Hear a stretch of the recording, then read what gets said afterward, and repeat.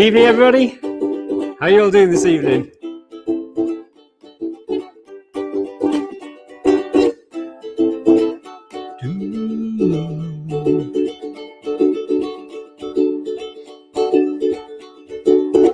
I know it sounds funny, but I just can't stand the pain. Girl, I'm leaving you tomorrow. Girl, you know I've done everything I wanna do. You know I've begged, stole, and I've borrowed.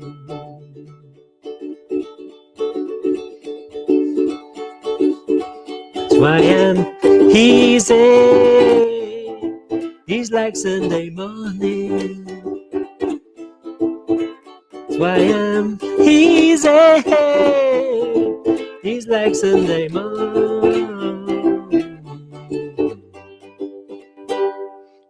Folks, good evening. How the devil are you? Good to see you all, and welcome to the Co-Managers in the Circle. My name's Jonathan, and it's an absolute delight to see you here this evening. So welcome to my little boudoir. I was like, there you go. Hello to everyone, and good to see you. So how are we all doing? I've got to say, things are a lot brighter than they were certainly this time last year. This time last year was not a great time. I remember this time last year, I think we had our first. We got 2 cases of COVID in Birkdale Park. Sadly, one chap passed away through it. The other lady made a full recovery. And they were stomach churning times. I remember that. Oh my goodness! As I'm sure every single one of you remembers how nerve-wracking it was. And let me just tell you something. You know, I was in Her Majesty's Forces for 16 years, and let me tell you. And I did some crazy stuff there. I was in Northern Ireland 3.5 years, and that was a challenge, and Bosnia for a tour, and Iraq. And I can tell you now, I've never gone through something as intense as I did last year.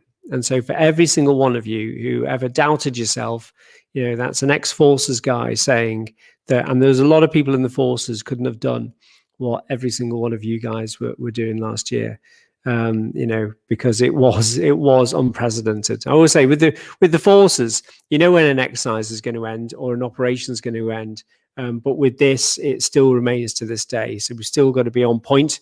But if you're watching, let me just remind you, if you're watching Co-Managers in a Circle on Catch Up, #CatchUp, it's always lovely to see you. If you're joining us this evening, thank you for joining me on my little sofa with some awful ukulele playing and even more terrible singing. Let's just see who's on this evening. Hold on. So we've got I've got my sister, or Louise. There you go. Hi bro, Facebook user, and we've got Heidi as well.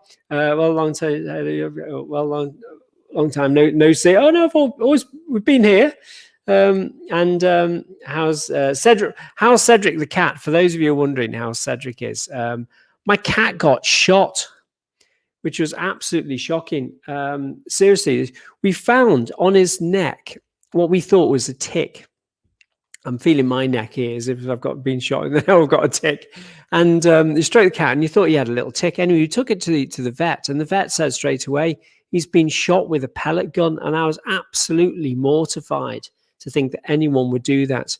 But I'm afraid there are these people in the world. Anyway, Cedric had the pellet removed, and it's a horrible pellet. There clearly isn't one for target practice, I can tell you that. It's a horrible little pointy thing. Anyway, Cedric's absolutely fine.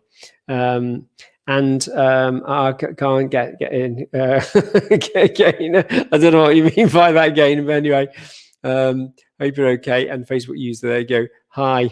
But it puts Facebook user if you broadcast in the group. Anyway, guys, lovely to see you.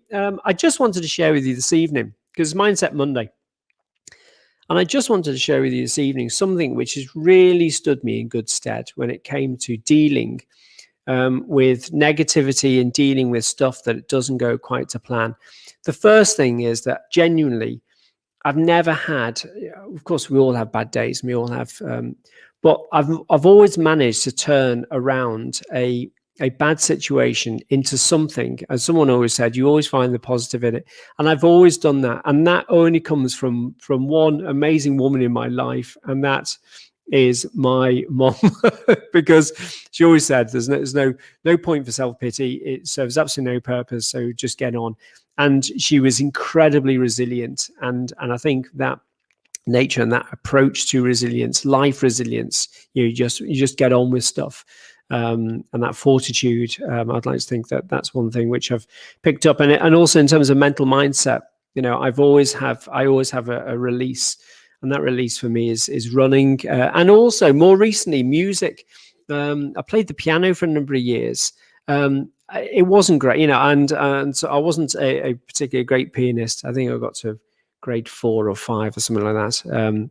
But it didn't come naturally to me, and I couldn't read music. I'm dyslexic, so it didn't come particularly easy to me. But the ukulele, and today I must share with you. Well, so I've got loads, like every single one of you. I've got loads on at the moment, and so we'll have to watch. Gainer says it keeps kicking. It shouldn't be kicking you out, Gainer. Hold on, right there you go. Okay, so there you go. He says, I'll have to keep watching on catch it keeps kicking me out. I don't know why. There's no and there's how it says, I've fallen asleep when I get home working cooking time. So I'm wide awake today. My dinner's in the oven and I'm able to listen to you. Well, lovely to see you, Heidi. It's great. It's a lovely little family, I've got to say. I forgot where it was now. Anyway, so I picked up the ukulele as another way, but this afternoon, whilst we've all got stuff to do, I just thought, sod it, let's just go and I inflicted torture on many of my residents, just bouncing the rooms. But it was the most amazing escapism ever. And recently, we've got several people who, at the moment, are on end of life, and to see music absolutely transform these people. I went into one room and I said to the daughter there, I said, Debbie, what does Mum? What did she like? And she rattled off a load of songs. I think it was about 2 songs, and I just so happened to I could play them. Play is a very loose term, but anyway, I subjected this poor lady in a bed to my rendition of several songs.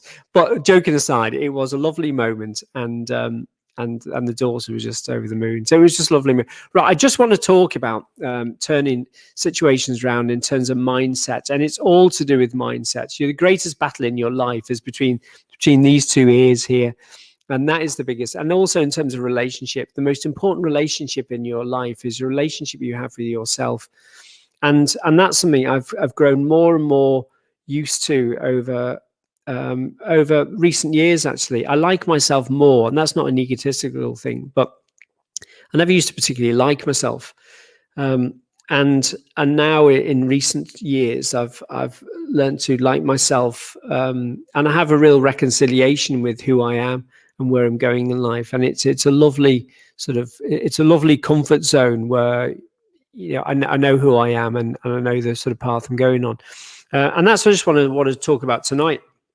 And I think it comes down to this whole thing of resilience, and are you victim or are you victor? And whilst that sounds very adversarial, it is true in terms of do you see life being something that is cast on you and happens to you, or do you make your own furrows in life, and do you make your own ripples? Are you out there swimming against the tide, or are you waiting for life to happen to you? And you undoubtedly make your own opportunities, you make your own chances, you make your own success in life. There is absolutely no question about it. And the more you do, the more opportunity you create. I've got to say, in terms of when at the company called Storm, which still exists actually, not a fraction of the size it used to be, 5-6 years ago. But the more we used to go out there on a limb and do stuff, we used to do events, we used to do big networking events. They were always incredibly successful, because the nature of doing a project meant that we were out there promoting ourselves by the nature of actually launching a project or an event. And it was incredibly exciting.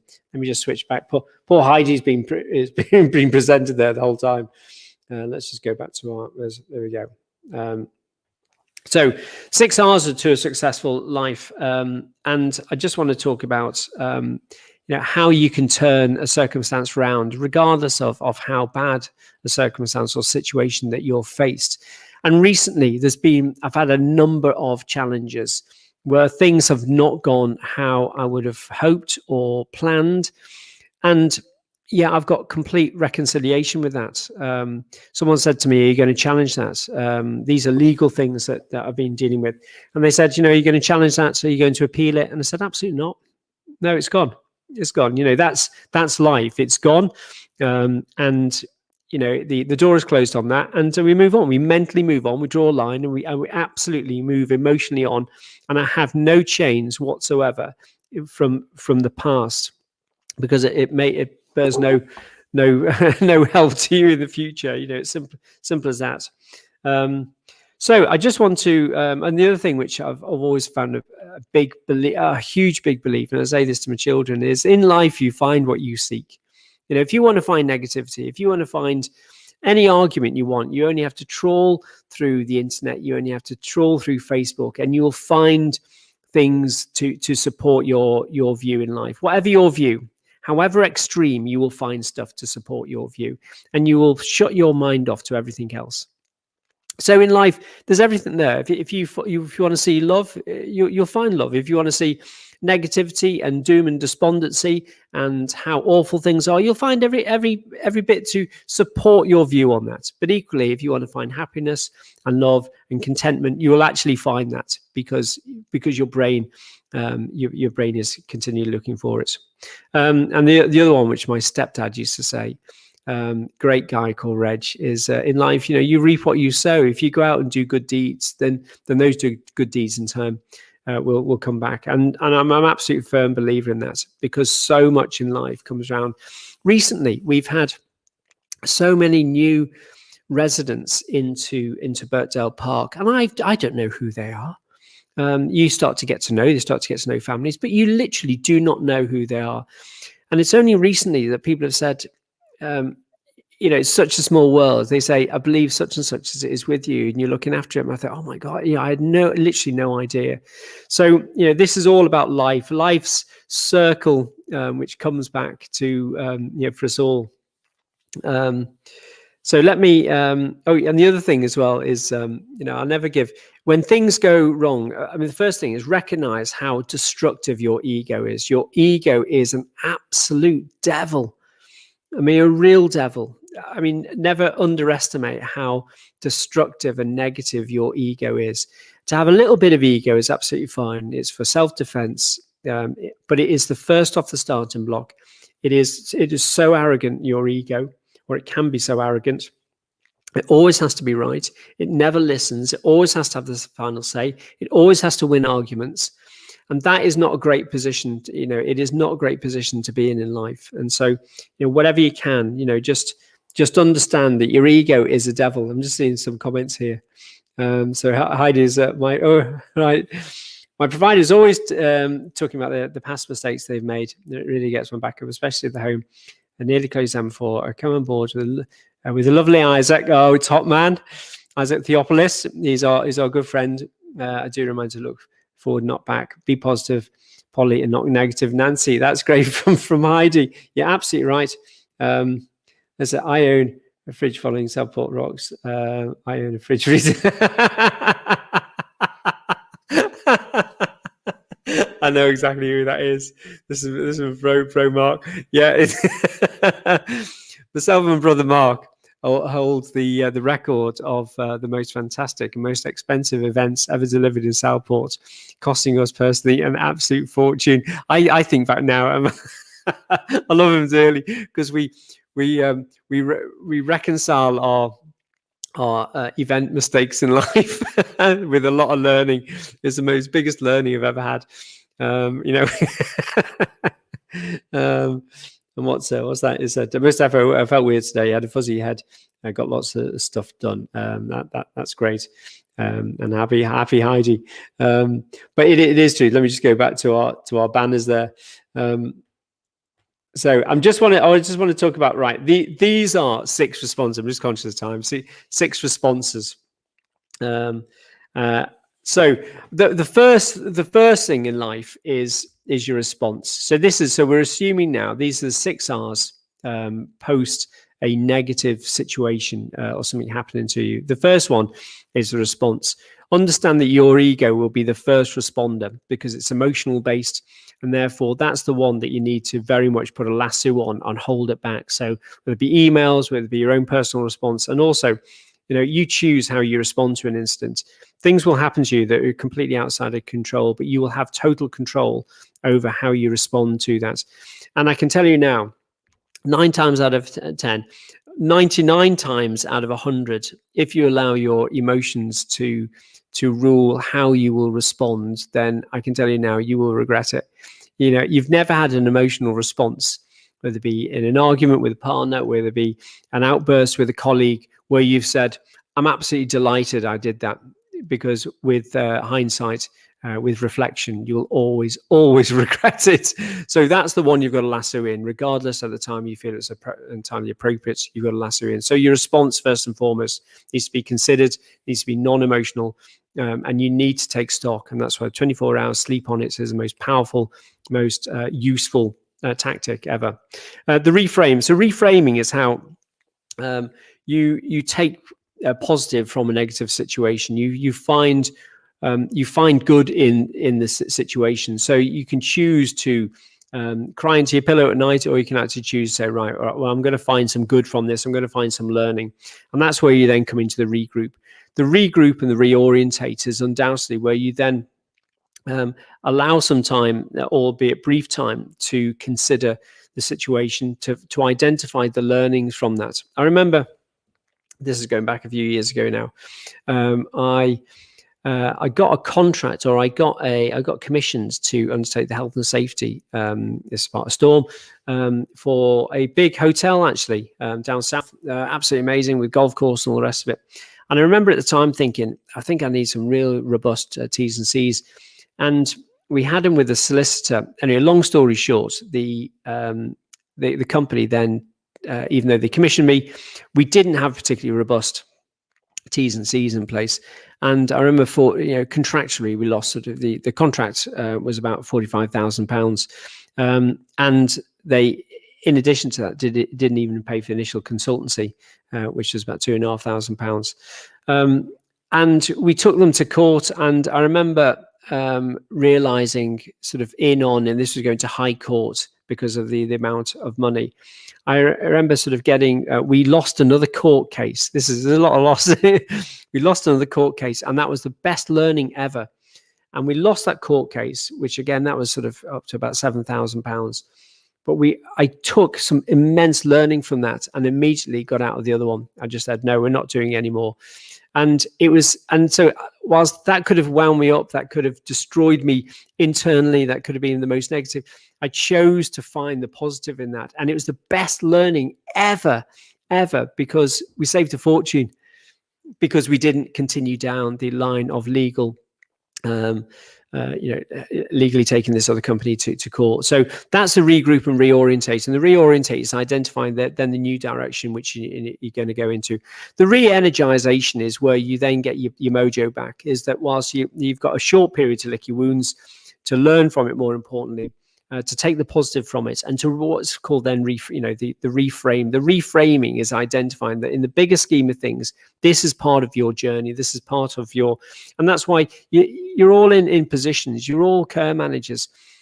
To be in the appointment of care manager, you've got to ruffle a few feathers. You are going to take people you to tribunal. You are going to have people that absolutely call you for a bit. Because you're top of the tree, guys. If you don't want to be top of the tree, if you don't want to, well, then have another job. As someone says, if you want to keep people happy, then sell ice cream.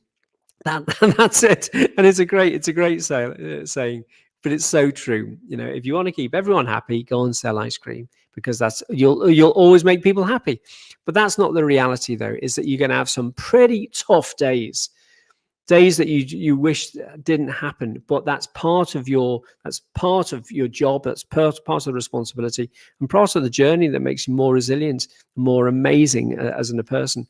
And then the final one is re-engagement. So after you've re-energized, you then you re-engage, and that's the keep attacking. You take the you take the fight to them, and it's where you then totally put new energy into the new direction which you've realized that you've got to go, but you keep moving ahead. And that's that is the lesson from tonight, my friends, is that there are no bad days. There's only learning days when it comes to life, as tough as some of them might be, but you've got to learn from them, because you have no choice. You have to keep plowing ahead and looking after these amazing people in our beds. So finally, let's just see final comments. Let's see, we've got a couple of there. Oh no, we've had that one. We've had that as top. There you go. And there's my good friend Nicholas. Good evening, sir. Good evening to you. Hope you're well. So, folks, lovely to see you. Thank you for joining us. See me on here tomorrow. We'll be talking about something else, and then Thursday. There's my Dottie having a little bark there, saying to me to wrap up. Anyway, lovely to see you. Look after yourselves. Take care, and we will see you very soon. Bye for now.